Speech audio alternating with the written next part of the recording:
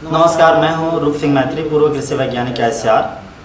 हम ICR AIEE UG for BSc entrance examination जिन बच्चों ने लिखा था उनका फीडबैक जानेंगे।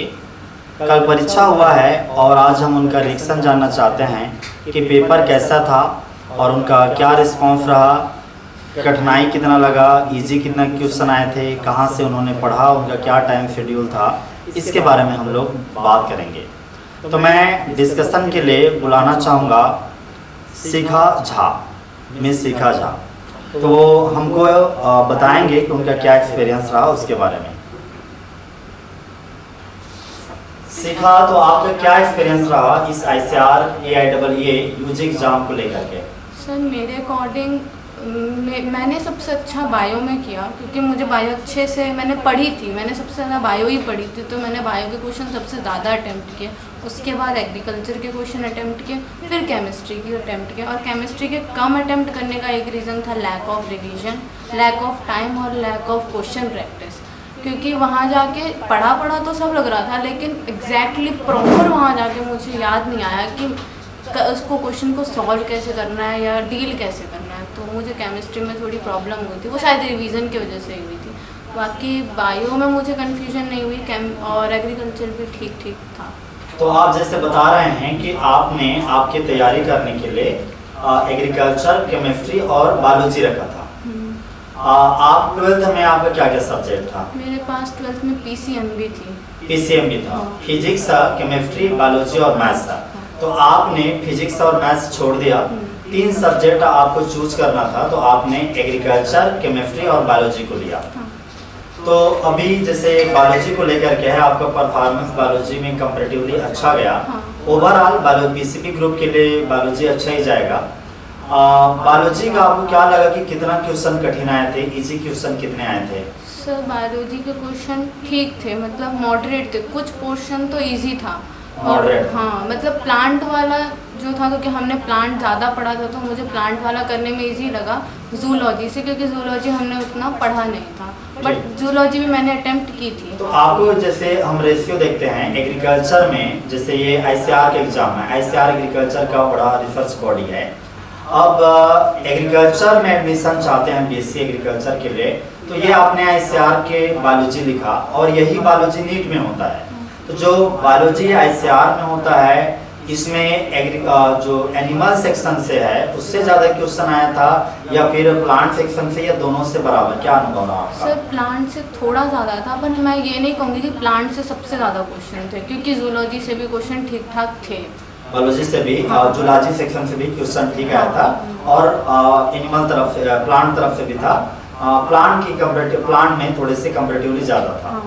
और ऐसा आपको देखने को मिला जैसे बायोलॉजी के जो कुछ सेक्शन है क्लियर कट प्लांट का है, कुछ सेक्शन एनिमल का है। इसके अतिरिक्त शुरू में इंट्रोडक्शन है, इन्वायरमेंट है, इंटरेक्शन है, जेनेटिक्स है। इधर का क्या कंडीशन था, कितना क्वेश्चन आया था? सर, जेनेटिक्स से क्वेश्चन थे, पर मेरे को बायोटेक्नोलॉजी के क्वेश्चन कुछ खास उसमें मिले नहीं। मतलब एक क्वेश्चन था सिर्फ, और वो भी कुछ अजीब सा ही क्वेश्चन था, मतलब उसके बारे में मैंने इतना पढ़ा नहीं था। तो बायोटेक्नोलॉजी का एक ही क्वेश्चन था, पर जेनेटिक्स के क्वेश्चन, हाँ, जेनेटिक्स का भी एक था, मेंडल वाला क्वेश्चन था क्रॉस पे। ऐसे हम देखते हैं कि बायोलॉजी के लिए जो तैयारी करना चाहते हैं स्टूडेंट, उनको बेसिक किस किताब से स्टार्ट करना चाहिए? NCERT से सर। NCERT से। आपको कुछ लगा कि बाहर से भी बहुत कुछ आता है, क्या लगा? बाहर से सर बहुत कुछ नहीं आता, बट क्वेश्चन प्रैक्टिस करने के लिए हम MTG और प्रीवियस ईयर क्वेश्चन कर सकते हैं, उससे हेल्प मिलती है, कॉन्फिडेंस आता है, सबसे बड़ी बात। अच्छा, जो NCERT बेस्ड क्वेश्चन किसी भी किताब का प्रैक्टिस करने से थोड़ा हौसला बढ़ता है। आपके एग्रीकल्चर को लेकर के क्या रिव्यू रहा? एग्रीकल्चर कैसे था पेपर? सर, जैसे कि एग्रीकल्चर के लिए कोई प्रिस्क्राइब बुक तो होती नहीं है कि हम इसी से एग्रीकल्चर के लिए प्रिस्क्राइब किताब नहीं होती है। तो आपने कैसे पढ़ाई किया था इसका? तो मेरे को जो भी आपने मटेरियल, मतलब मुझे कोचिंग से मटेरियल मिला, का जो मटेरियल आया था तो उससे मैंने पढ़ाई की थी। हाँ, और जो मेरे खुद के बनाए हुए नोट्स थे, लेक्चर देखकर, क्लासेस अटेंड करके, उससे वही था क्वेश्चन। केमिस्ट्री में लेवल कैसे था? केमिस्ट्री में कठिन आया था, लेवल हार्ड था? केमिस्ट्री मॉडरेट थी, मतलब अगर हमने अच्छे से स्टार्टिंग से अपने आप को थोड़ा अच्छा किया था प्रैक्टिस से, तो हम कर सकते थे क्वेश्चन। ऐसा नहीं है कि हम नहीं कर सकते, बच्चों ने अटेम्प्ट किया होगा क्वेश्चन, हमने प्रैक्टिस नहीं करी। एक और चीज़ बताइए, जैसे एग्रीकल्चर है वो आपके लिए नया था क्योंकि आपने फिजिक्स और मैथ्स को ड्रॉप करके एग्रीकल्चर को लिया था। हाँ। तो एग्रीकल्चर आपको नया लगा, कितना नया लगा, कठिन जा रहा था पढ़ने समझने में इस क्वेश्चन को स्टार्टिंग में लेकर? जब मैंने कोचिंग ज्वाइन करी थी तो मुझे बहुत ही ज़्यादा मुश्किल होती थी क्योंकि इसमें बहुत कुछ याद करने के लिए, और याद करने का मेरा कैपेसिटी उतना है नहीं, ज़्यादा दिन तक याद नहीं रहता है, तो उसमें दिक्कत होती थी। पर धीरे धीरे प्रैक्टिस से, क्वेश्चन करने से, और एक पूरा साल लगाया तो हो गया था ठीक, आखिरी तक आते आते। ये जैसे बायोलॉजी है और एग्रीकल्चर है, इन दोनों के जो रीडिंग है, लैंग्वेज है या पढ़ने में लेवल है, वो आसान कौन सा लग रहा था आपको, एग्रीकल्चर का या बायोलॉजी का?